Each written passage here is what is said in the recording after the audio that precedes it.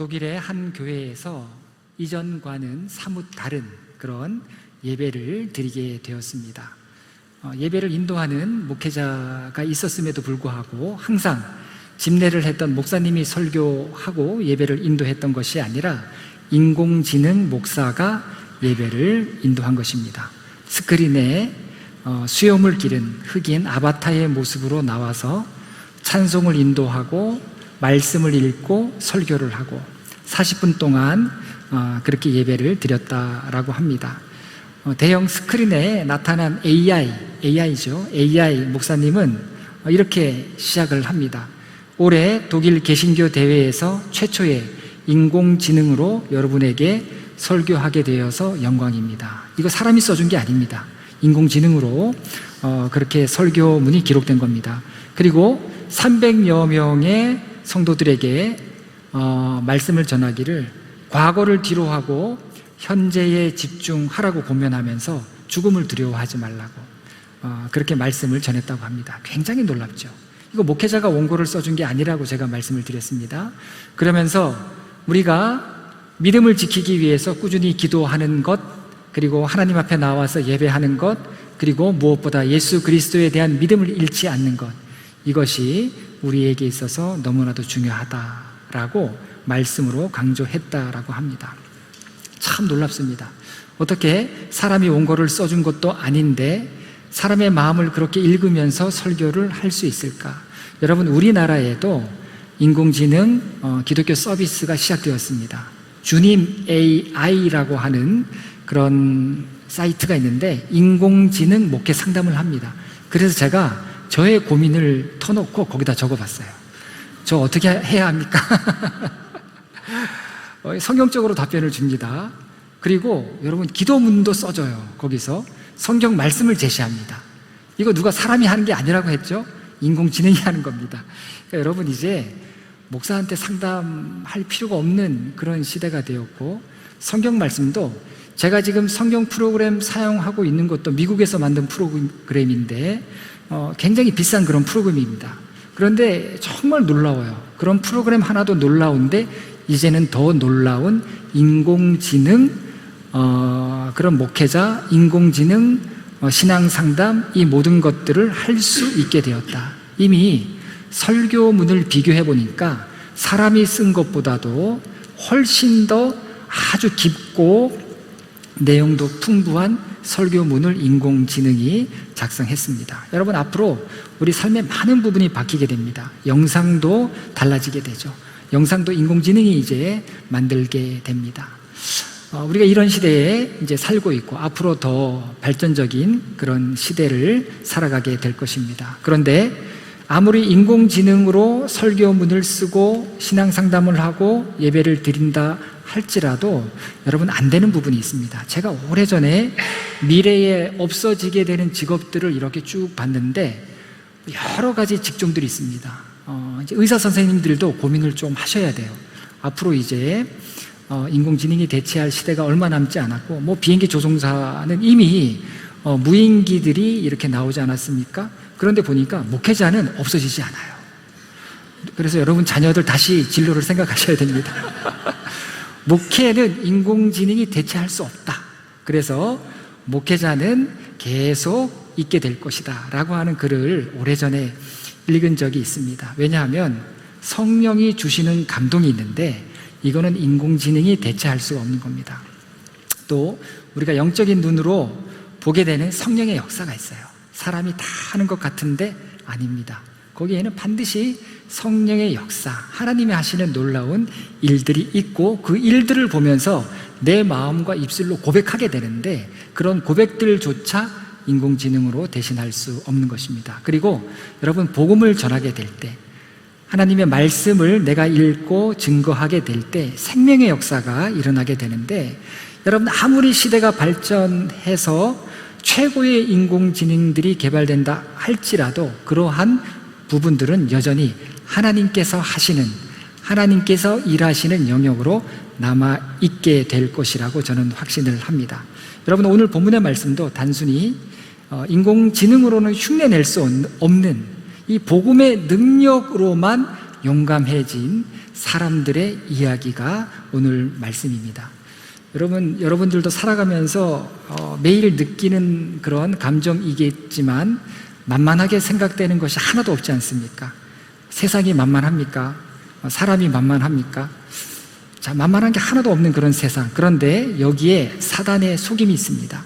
사단은 만만한 것이라고는 눈꼽만큼도 없는 세상에서 우리로 하여금 현실에 주목하도록 육신의 눈에만 머물러 있기를 원합니다. 그래서 우리가 하나님의 능력을 제대로 알지도 못하는 그런 영적인 어두움 속에서 계속해서 갇혀서 살아가기를 바라는 겁니다. 그래야 이 치열한 영적인 싸움에서 무기력하게 되는 것입니다. 사단이 그런 역사를 하는 겁니다. 여러분, 그래서 신앙생활은 영안이 열려야 됩니다. 영안이 열리기 위해서는 여러분, 우리 믿는 사람은 항상 승부를 걸어야 돼요. 승부처가 있을 때 믿음으로 승부를 걸어야 되는 것입니다. 그리고 믿음으로 결단하셔야 되고, 그리고 말씀의 깊이가 있어야 되는 것입니다. 그럴 때 하나님을 제대로 알게 됩니다. 그러면 정말 문제는 작게 보이고 하나님은 크게 보입니다. 그리고 하나님은 우리 눈에 보이지는 않지만 우리 눈에 보이지 않는 세계를 볼 수 있는 그런 영적인 눈을 갖게 되기를 바라시고, 우리가 그렇게 될 수 있도록 우리를 도우신다라는 것도 깨닫게 됩니다. 여러분, 우리에게 기도 제목이 있다면 어떤 기도 제목이겠습니까? 여러분, 다른 기도 제목보다 내 육체의 비늘이 떨어져 나가기를. 여러분, 이 사울이, 이따가 사울에 대한 이야기가 나오는데, 사울이 바울이 되면서 이 눈에 있던 비늘이 떨어져 나가지 않습니까? 그래서 우리의 기도는 내 육신의 비늘이 떨어져 나가기를 우리는 기도해야 되는 것입니다. 그럴 때 복음은 반드시 능력으로 나타나게 되고, 죄로 죽을 수밖에 없었던 무기력한 인생에는 생명의 역사들이 나타나게 되는 것입니다. 오늘 우리가 함께 읽은 사도행전 8장의 말씀은 굉장한 말씀입니다. 그냥 이렇게 우리가 성경을 읽으면 사실 잘 몰라요. 목회자도 성경을 읽고 말씀을 준비할 때 여러 가지 자료를 놓고 보는데 그 자료들이 다 똑같지 않습니다. 그런데 어떤 자료를 보고서 이 말씀을 보면 눈이 확 열리는 경험을 하는, 놀라운 경험을 하는 그런 체험들이 있는데, 오늘 이 말씀이 바로 그러했습니다. 제가 이 말씀을 보고서 정말 제가 몰랐던, 그리고 하나님께서 이렇게 놀랍도록 섭리하시고 역사하셨구나 하는 것을 이 사도행전 8장을 통해서 다시 깨닫게 되었습니다. 뭔가 서막이 열리는 말씀, 그리고 말씀이 이루어지는, 주님께서 명령하셨던 그 말씀이 이루어지는 역사가 이 8장 안에 다 들어가 있습니다. 그 서막이 어떻게 열립니까? 1절을 보면 사울은 그가 죽임당함을 마땅히 여기더라. 자, 하나님 역사에 서막이 열리는데 누군가 죽었다라고 하는 이야기에서부터 시작됩니다. 여러분, 교회 세우는 게 쉽지 않습니다. 교회 세워지는 게 거기에는 누군가 헌신해서 정말 죽도록 헌신한 그런 분들이 계시지 않으면 교회가 세워지지 않습니다. 교회가 10년, 20년, 100년, 우리나라에 이제 100년이 넘는 교회들이 꽤 있습니다. 꽤 있는데 교회가 100년 동안 전쟁이 있었고 이념의 대립이 있었고 또 경제의 부흥이 있었지만 또 경제적으로 무너지는 그런 경험들을 했고, 그 가운데에서도 신앙을 지켰던 그 수많은 성도들의 헌신과 눈물과 노력 없이는 교회가 결코 세워지지 않습니다. 마찬가지예요. 하나님께서 복음을 전하라라고 했을 때 그 서막은 누군가의 죽음에서부터 시작하고 있다라는 것을 보게 됩니다. 여기서 죽임당한 사람은 스데반입니다. 스데반의 이름은 사도행전 6장에 언급되는데, 6장을 보면 예수 믿는 사람들의 수가 늘어나니까 당연히 그 공동체에 문제가 생기게 됩니다. 여러분, 성도님들께서 목회자가 어떤 생각을 하고 있는지가 참 중요합니다. 저는 다 오픈돼야 된다고 생각합니다. 재정은 말할 것도 없고 또 의사결정 과정도 다 오픈되어야 하고 모든 성도님들이 알아야 되고 참여해야 된다라고 생각을 합니다. 그런데 중요한 것은 뭐냐면요, 이거를 모든 성도님들이 다 함께 모여서 진행할 수는 없기 때문에 위임을 받는 겁니다. 그래서 제가 지난주에 잠깐 죄송합니다. 제가 자꾸 그런 모습을 보이면 안 되는데 저도 여러분한테 다 드러나는 거예요. 어떤 사람인지. 그래서 제가 회의에 대해서 잠깐 말씀드렸는데 중직을 맡으신 분들은 위임받은 거예요. 국민의 위임을 받아서 국회의원들이 의정 활동을 하면서 나라 일을 하시듯이 마찬가지입니다. 교인들이 다 참여할 수 없고 생각도 다르고 또 믿음의 깊이도 다르기 때문에 그것을 맡으실 수 있는 분들을 세워서 그분들에게 위임해 드리는 겁니다. 제가 이제 그러한 부분들을 제가 여러분들에게 자세히 좀 설명해 드려야 되겠다. 앞으로 기회가 있을 때 교회가 어떻게 운영되어야 하는지 그 부분에 대해서 제가 자세히 설명을 해 드려야 되겠다. 그런 필요성을 많이 느꼈습니다. 그래서 기회가 되는 대로 제가 여러분들에게 말씀을 드리고, 여러분 교회는 비밀이 있으면 안 돼요. 목사방에 목양실이죠. 목사방이 아니라 목양실인데 목양실에 금고가 있어서는 안 되죠. 저는 금고 안 놓을 생각입니다. 제 방 비밀번호 다 알고 계시는 분들 꽤 있을 겁니다. 저는 그렇게 할 거예요. 가져갈 거는 컴퓨터, 그리고 제 책가방이 있다면 거기에 노트북, 아이패드, 그런 것들밖에 없습니다. 가져가도 비밀번호 패스워드가 6자리 이상 걸려있기 때문에 풀 수가 없어요. 아이패드 가져가도, 애플워치 가져가도 사용하실 수가 없을 겁니다. 아마 팔지도 못하실 거예요. 오픈되어야 한다라는 게 저의 생각입니다. 왜냐하면 많은 분들이 모이면 모일수록 그로 인한 문제가 생겨나는데 그 문제의 해결 방법은 우리가 다 알고 함께 기도하면서 그 문제를 헤쳐나가는 거예요. 자, 이게 성경적입니다. 왜냐하면 초대교회의 모습에 이런 모습이 나와요. 믿는 사람들의 수가 점점 늘어나니까, 교인들이 많아지니까 문제가 생깁니다. 그 문제는 뭐냐면 남편을 잃고 홀로 아이들을 키우는 구약 성경의 표현으로는 과부라고 나오죠. 이 과부들을 돕는 사역에서 문제가 생겼던 겁니다. 선한 일이라도 문제가 생겨요. 누가 하더라도 문제가 생깁니다. 중직자의 위치에서 일을 해보면 이것이 어떤 인간의 부족함 때문이라기보다도 일을 하면서 문제가 생길 수밖에 없다라고 하는 것을 알게 됩니다. 자, 좋은 일을 했어요. 도와주는 일을 했는데 어떤 사람들은 여기서 제외되었다라고 생각을 하게 되었던 겁니다. 자, 오늘 말씀을 이해하기 위해서 아주 중요한 선이해가 있습니다. 필요합니다. 그게 뭐냐면 초대교회, 예수님 부활하시고 이제 신자들, 성도들이 많아지게 되었을 때 그 신자들의 대부분은 유대인들이었습니다. 유대인들이었는데 그 유대인들 중에는 헬라어를 사용하는 유대인들, 그래서 헬라파 기독교인들이라 하고, 또 아람어를 사용하는 유대인들, 이들을 유대 기독교인이라고 합니다. 이들이 한데 섞여 있었던 거예요. 그래서 헬라인들이 가는 회당이 따로 있었고 유대인들이 가는 회당이 따로 있었습니다. 언어를 다르게 사용합니다. 유대인들인데 언어를 다르게 사용하지만, 그런데 헬라파 유대인들도 어느 정도 아람어를 할 수 있는, 자, 성경 언어는 히브리어인데 히브리어의 모체는 아람어입니다. 예수님께서도 히브리어를 사용하신 게 아니라 아람어를 사용하셨어요. 아람이라고 하면 나아만 장군을 기억하시면 됩니다. 유대 나라와 아람은 붙어 있어요. 그래서 언어도 눈으로는 구분이 안 됩니다. 우리는 구분 못합니다. 그런데 아주 미묘한 차이가 있죠. 자, 그래서 이렇게 언어도 다르고, 언어가 다르면 사고방식도 다르고, 그런 사람들이 한데 모여서 신앙 공동체를 이루었는데 성령의 감동으로 뜨거워서 모였지만 실제 교회 운영하는 데 있어서 문제에 부딪히게 되었던 겁니다. 헬라파 기독교인들이 볼 때 유대파 기독교인들이 자신들을 제외시키고 자기들끼리 돕는다라고 생각을 했던 거예요. 그게 아닌데, 제가 볼 때는, 제가 목회자로서 생각을 할 때는 의도적으로 헬라파 유대인들을 돕지 않았다. 저는 그렇게 생각하지 않습니다. 그 증거로 볼 수 있는 것이, 여러분, 이 시기는요, 아주 강력한 성령의 역사가 있었던 그런 시대이고, 그리고 예수님의 제자들, 부활을 직접 목격한 예수님의 제자들, 12제자들, 11제자뿐만이 아니라 수많은 제자들이 함께 신앙생활하고 있었던 그런 시기입니다.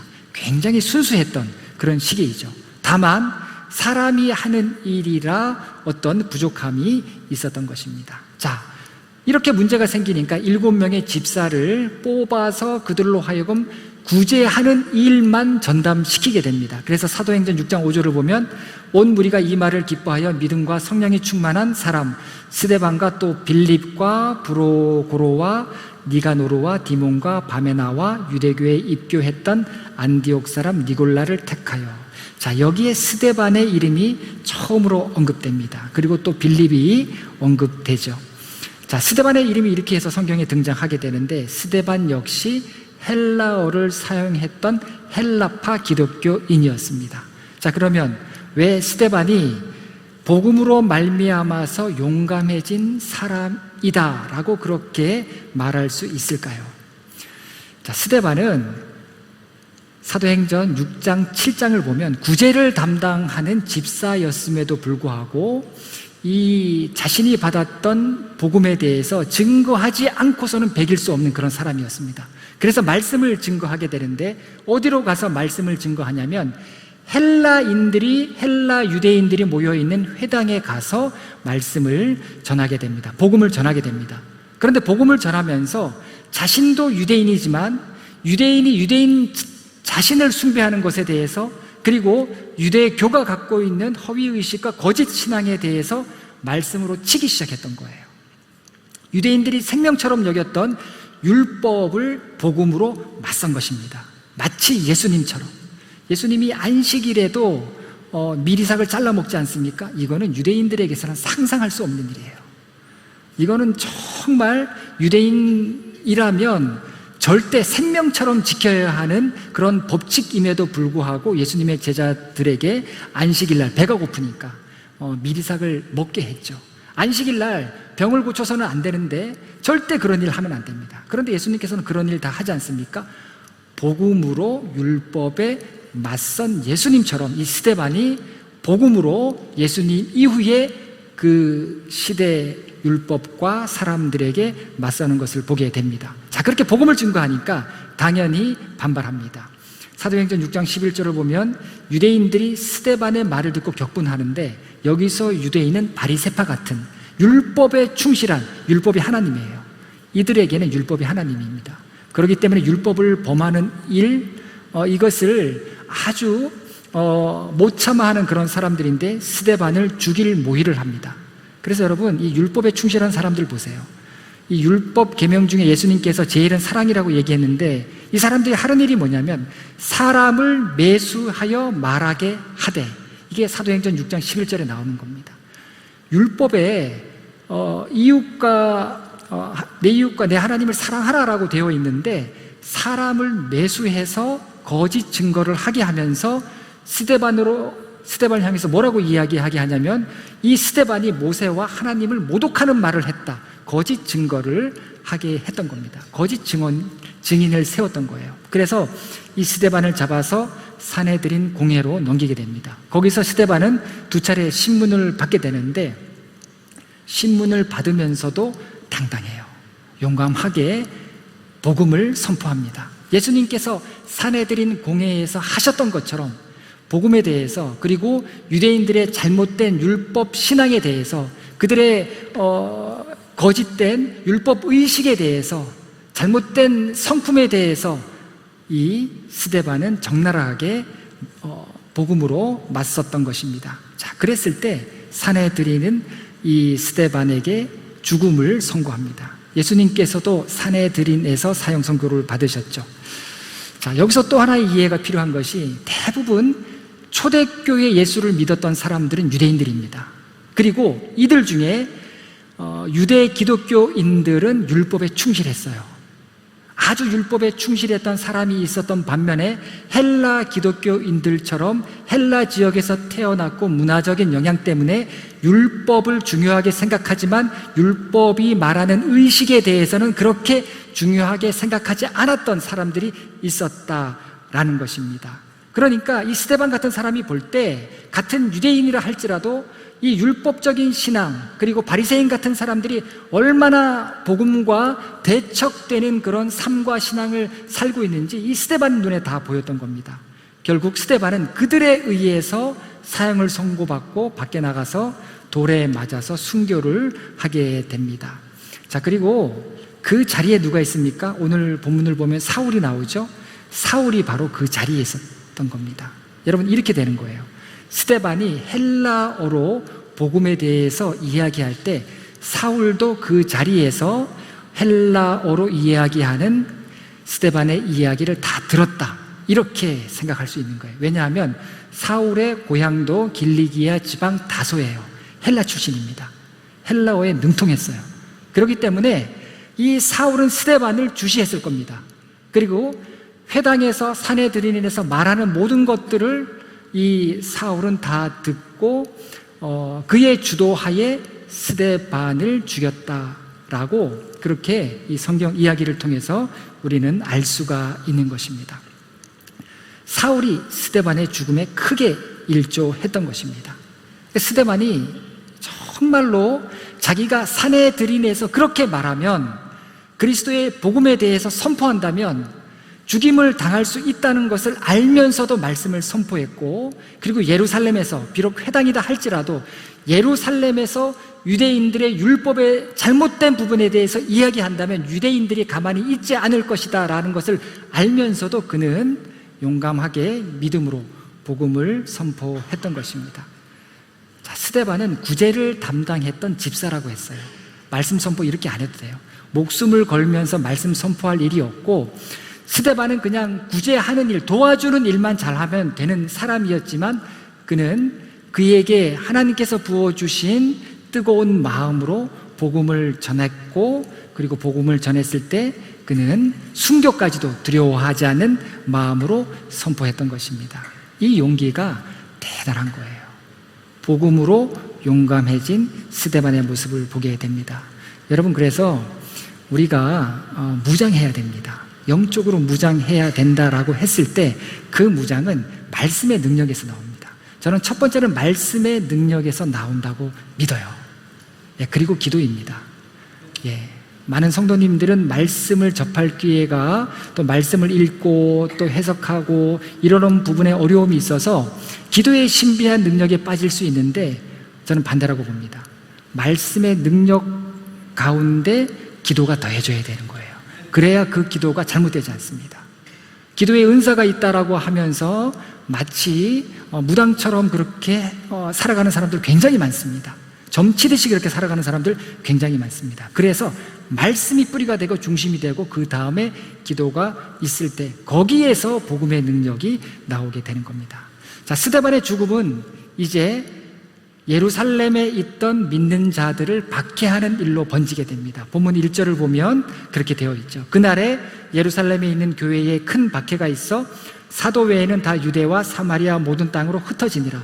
이 말씀은 뭐냐면, 예루살렘에 살고 있던 유대 기독교인 말고 헬라파 기독교인들은 다 박해를 피해서 피신했다라고 그렇게 생각하면 되겠습니다. 자, 그런데 이 1절 말씀 끝에 보면 뭐라고 되어 있습니까? 모든 땅으로 흩어지니라. 이게 사람의 생각과 하나님의 생각이 다른 아주 차이가 나는 부분입니다.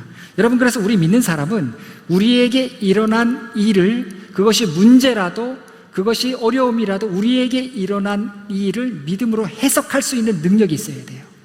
그렇게 해석할 수 있으려면 말씀을 여러분 깊이 있게 보셔야 됩니다. 자, 왜 말씀을 보는 훈련이 되어 있어야 하는가 하면, 모든 땅으로 흩어지니라 했을 때 스데반의 죽음으로 인해서 사람들이 박해를 피해서 흩어졌다라고 생각할 수 있는데, 이 흩어졌다라고 하는 말의 또 다른 중요한 의미는 씨를 뿌리는 거예요. 그러니까 사람의 생각으로는 흩어진 건데 하나님의 계획 속에서 본다면 뭡니까? 하나님께서 씨를 뿌리신 거예요.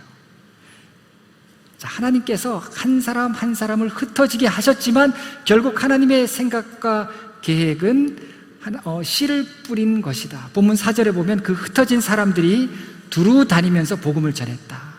맞습니다. 씨를 뿌린 거예요. 하나님께서 흩어지게 하시면서 씨를 뿌렸고, 흩어진 사람들은 씨앗 같은 사람들이었다. 그리고 그들이 말씀으로 제 할 일에 충실했을 때 복음의 큰 역사가 퍼져나가게 되었다라는 겁니다. 여러분, 이런 말씀을 대하면 하나님께서 우리를 흩으신 이유가 무엇일까? 우리를 왜 흩어지게 하셨을까? 그게 아니라 우리로 하여금 맹목적인 잘못된 신앙을 버리고 정말 사람의 종이 되지 않고, 저의 말씀을 오해하시면 안 됩니다. 저에게 순종하라, 저에게 저에게 연락도 하지 마라, 이런 말씀을 여러분 사람의 종이 되지 말라는 그런 차원에서 제가 말씀을 드리는 거지, 남 목사 피도 눈물도 없다 이렇게 오해하시면 안 되고요. 여러분, 사람의 종이 되지 말라는 거예요. 그 누구의 사람의 종도 되지 말고, 신앙은 자유함입니다. 성령께서 자유케 하시는 그 역사와 은혜를 내가 누릴 수 있는 거예요. 이것이 신앙의 본질임을 제가 말씀을 드리는 겁니다.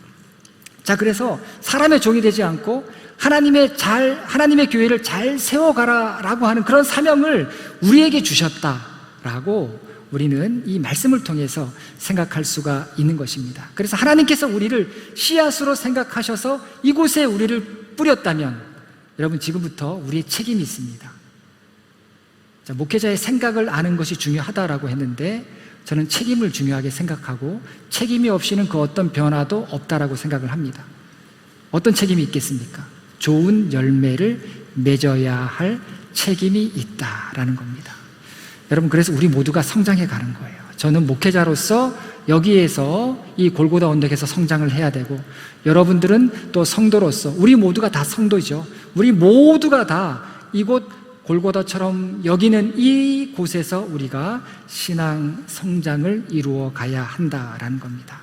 자, 스데반이 순교하고 예루살렘에 박해가 있을 때 이제 복음으로 말미암아서 믿음으로 용감해진 두 번째 사람들이 등장하게 됩니다. 2절 말씀을 보니까 경건한 사람들이 스데반을 장사하고 위하여 크게 울더라. 자, 스데반이 돌에 맞아 죽고 난 다음에 그의 시신을 거두어서 장사를 지낸 사람들이 있습니다. 이들은 유대 기독교인들이에요. 예루살렘에서 태어났고 예루살렘에서 살다가, 유대인으로 살다가 예수 믿은 사람들입니다. 자, 이들이 왜 믿음으로 용감해진 사람들일까? 자, 스데반의 순교는 예수님의 십자가 사건 이후에 기독교인의 첫 번째 순교입니다. 첫 번째 순교가 일어난 거예요. 유대인들은 지금, 정통 유대인들은 예수 믿는 사람들을 칠 기회를 보고 있었는데, 그 첫 번째 순교자가 스데반이었던 겁니다. 자, 그럼에도 불구하고 예루살렘에 남아있던 경건한 사람들은 스데반의 죽음을 슬퍼하면서 장례를 치루어 주었다. 이 문제가 유대인의 입장에서는 쉽지 않은 그런 문제입니다. 왜냐하면 유대교 율법에 의하면 사형당한 사람의 장례식은 금지되어 있습니다. 율법에 저촉되는 행위예요. 돌에 맞아 죽은 사람, 그것도 지금 하나님을 모독하고 율법을 모독한 죄로 끌려 나와서 돌에 맞아 죽은 사람의 장례를 치르는 것은 어떤 이유에서도 불구하고 금지되어 있는 사항입니다. 율법이 금지하는 거예요.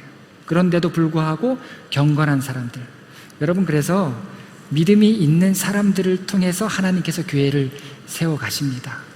정말 믿음이 있는 사람, 말씀과 기도로 준비되어 있고, 그리고 믿음으로 바라볼 수 있는 사람을 통해서 하나님께서 하나님의 일을 해 나가시는 것을 보게 됩니다. 이들의 이름은 나와 있지 않습니다. 그런데 이들이 스데반의 장례를 치러주게 됩니다.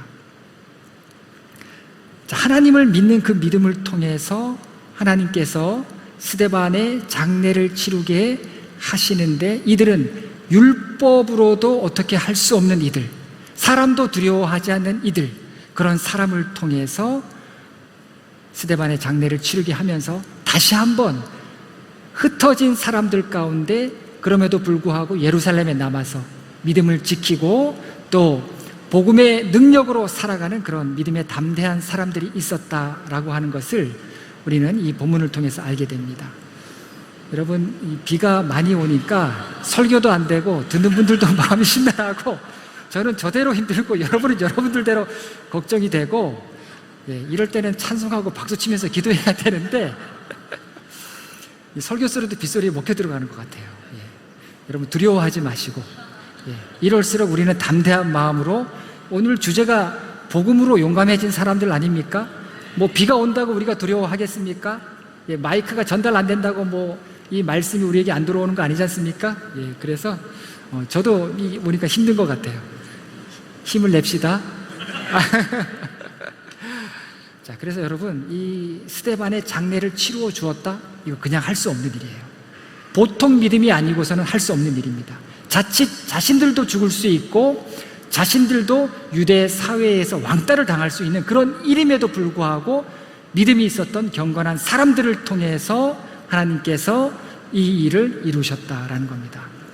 자, 그리고 세 번째, 마지막으로 믿음으로 용감해진 사람들이 또 한 명 등장합니다. 그 사람이 바로 빌립이에요. 아까 6장에서 빌립의 이름이 언급됐는데 이 빌립도 구제를 위해서 선출된 집사였습니다. 5절 말씀을 보면 빌립이 사마리아 성에 내려가 그리스도를 백성에게 전파하니. 자, 빌립도 이 박해가 일어나니까 피신을 했는데 헬라 지역으로 피한 것이 아니라 예루살렘과 가까운 사마리아 지역으로 갔던 겁니다. 이게 굉장히 용기가 있는 행동이었습니다. 왜냐하면 사마리아는 완전히 다른 신앙을 갖고 있었어요. 다른 메시아, 다른 율법, 다른 신앙을 갖고 있었던 곳이 사마리아였고, 유대인이라면 태어나면서부터 그들 안에 어떤 DNA를 갖고 있는데 사마리아 사람들을 철천지 원수로 여기는 DNA를 갖고 태어난 사람들이 유대인들입니다. 그러면 빌립도 유대인이에요. 그러면 사마리아 사람들을 혐오하고 부정하고 사마리아 사람들과 상종을 하지 않는 것이 유대인인데 빌립의 마음은 그게 아니었던 거예요. 사람이 복음이 들어가면 제가 지난주에 말씀드렸듯이 마음의 화학작용이 일어납니다. 마음이 변해요. 변하면서 하나님의 일을 순전하게 감당하게 되는데 그런 일들이 이 빌립에게 있었던 겁니다. 빌립은 도망가지 않고 사마리아로 들어갑니다. 사마리아로 들어가서 참된 메시아가 누구인지, 참된 복음이 무엇인지, 참된 구원자가 누구이신지를 이 사마리아 사람들에게 선포했던 것입니다. 그랬을 때 강력한 역사가 이 사마리아에 일어나게 되는 것을 보게 됩니다. 7절과 8절 말씀을 보면 많은 사람에게 붙었던 더러운 귀신들이 크게 소리 지르며 나가고 또 많은 중풍병자와 못 걷는 사람이 나으니 그 성에 큰 기쁨이 있더라. 여러분, 성령의 역사예요. 큰 기쁨이 있더라. 당시 예수를 믿었던 유대인들 중에 그 누구도 사마리아에 가서 복음을 전해야 한다라고 생각했던 사람은 아무도 없습니다. 예수님만이 사마리아를 지나쳐 갔죠. 여러분, 제자들도 사마리아에 못 들어갔어요. 잘못하면 죽을 수도 있습니다. 그런데 그 박해의 시기에 이 빌립이 사마리아로 들어가서 스데반의 죽음 이후에 사마리아로 들어가서 복음을 전하게 됩니다. 놀라운 경험을 하게 돼요. 자, 그리고 이뿐만이 아니라 빌립은 사마리아에서 복음을 전한 다음에 헬라 지역으로 또 피신하지 않고 이번에는 남쪽으로 내려갑니다. 남쪽으로 내려가다가 에디오피아 내시를 만나게 되는데 그에게 또 복음을 전하게 돼요. 에디오피아는 아프리카 아닙니까? 여러분, 복음이 넓게 퍼져나가는 그런 확장되는 말씀이 바로 8장의 말씀이에요. 자, 이렇게 믿음으로 용감해진 사람들, 스데반, 그리고 스데반을 장사 지냈던 경건한 사람들, 그리고 박해 가운데에서도 흩어져서 빌립과 같이 복음을 전했던 이 중요한 하나님의 사람들을 통해서 하나님의 말씀이 성취됩니다. 사도행전 1장 8절을 보면 오직 성령이 너희에게 임하시면 너희가 권능을 받고 예루살렘과 온 유대와 사마리아와 땅끝까지 이르러 내 증인이 되리라. 여러분, 이 말씀이 다른 데서 이루어진 게 아니라 사도행전 8장에서 이루어지는 거예요. 예루살렘에 경건한 사람들이 남아 있었고 그 사람들이 퍼지면서 유대로 복음이 선포되게 되었고 사마리아까지 그리고 땅끝까지 다 흩어져서 말씀이 퍼져나가고 확장되는 역사가 사도행전 8장에서 스데반의 죽음을 통해서 이루어지는 것을 보게 됩니다. 여러분, 복음은 능력이에요. 믿는 자는 확신이 있습니다. 복음의 능력이 무엇입니까? 그리고 십자가의 능력이 무엇입니까? 십자가는 죄인인 우리에게 구원의 길을 열어주신 하나님의 마음이에요. 그래서 그 하나님의 마음을 내가 알게 되면, 이 말씀에 기록된 하나님의 마음을 내가 알게 된다면 여러분, 복음의 능력이 생기게 되는 거예요. 그리고 믿음이 있는 자만이 얻게 되는 용기를 갖게 되는 거예요. 그 사람이 도끼가 있어서 강한 게 아니라, 여러분, 사람이 정말 힘들게 살면 아주 독한 마음만 남게 되거나, 아니면 아주 무기력해지게 되거나, 아니면 그 중간에서 이런저런 선택 없이 그냥 사는 게 사는 거지라고 하면서 체념한 채 살아가게 되거나, 그렇게 되는데, 복음이 마음속에 들어오게 되면 여러분, 확신이 있어요. 용감해지는 겁니다. 그리고 그런 복음의 확신을 통해서 하나님께서 일하시는 거예요. 믿음의 확신이 있는 자들을 통해서 하나님의 나라가 세워져 가고 하나님의 복음이 증거되는 것입니다. 예수님께서 내가 곧 길이요 진리요 생명이니 라고 말씀을 하셨습니다. 우리가 살아갈 때 길이 끊어진 것과 같은 그런 처절한 어려움을 겪을 때가 얼마나 많습니까? 내 삶의 기준이 뭔지 몰라서, 내가 어떻게 살아야 되는지 몰라서 방향을 잡지 못해서 갈팡질팡할 때도 얼마나 많이 있습니까? 그런데 예수님께서 내 인생의 기준이 되시고 길이 되어주시고 생명이 되어주신다라고 말씀하셨습니다. 뿐만 아니라 우리가 그냥 사는 게 사는 거지 하면서 생명력을 잃은 채 살아갈 때는 얼마나 많습니까? 그런데 예수님께서 우리의 생명이 되어주시겠다고, 나의 생명이 되어주시겠다라고 말씀을 하십니다. 여러분, 그렇기 때문에 우리가 세워야 하고 회복해야 되는 거 다른 게 아니에요. 여러분, 우리는 먼저 우리 안에 복음의 능력, 우리 안에 십자가의 능력을 먼저 회복해야 되고, 먼저 그러한 믿음이 세워져야 하는 것입니다. 여러분, 우리가 신앙생활 잘 해보겠다고 참 애쓰지 않습니까? 이렇게 덥고 또 습하고, 집에서도 더우면 일하기가 싫은데 주일날 쉬는 날이잖아요. 여러분들 다 쉬는 날에 성전에 와서 의자 나르고 청소하시고, 땀을 그냥, 우리 아까 전도사님 보니까 저 보라고 그러는지 수건을 여기다가 이렇게 막 들고, 저는 저 위에 에어컨 시원한데 앉아있는데 앞에서 수건을 막 이렇게 목에 두르고 일을 하던데, 여러분, 그렇게 다 애쓰지 않습니까? 신앙생활 우리 같이 잘 해보자고. 그런데 여러분, 신앙생활 하다 보면 서로 실망하고 상처받는 일들이 비일비재합니다. 우리만 그런 게 아니에요.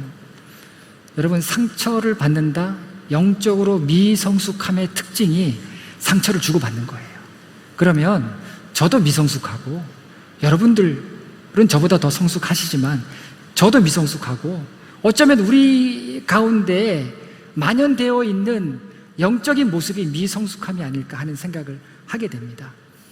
여러분, 우리가 10년, 20년 신앙생활 했다, 자랑할 거 아무것도 없습니다. 제가 목사 한 수 받은 지 몇 년 됐다, 이거 자랑할 거 아무것도 없고요. 우리 신앙이 정말로 바로 세워지는 것이 얼마나 중요한가. 아기는 때가 지나면 자기가 숟갈을 들고 밥을 먹죠. 밥을 먹습니다. 여러분, 우리도 이제 스스로 말씀을 먹고 말씀이 내 안으로 들어가야 돼요. 그리고 말씀을 중심으로 판단하고 분별하고, 그리고 그렇게 말씀이 내 안에 역사하는 그런 은혜를 누리게 될 때 복음의 능력이 무엇인지 체험하고, 정말 우리도 삶의 다른 것으로 용기를 내는 것이 아니라, 물질이 있어서 내가 자신 있게 얘기할 수 있고, 배경이 있어서 내가 살아가는데 자존감이 있고, 그런 게 아니라 믿음으로, 오직 믿음으로 용기를 얻고 용감하게 살아가는 그런 성도의 삶을 살게 될 줄로 믿습니다. 오직 말씀으로 새로워지고 말씀이 내 안에 역사하는 그런 은혜가 여러분 가운데 충만하게 되기를 바라겠습니다. 기도하시겠습니다.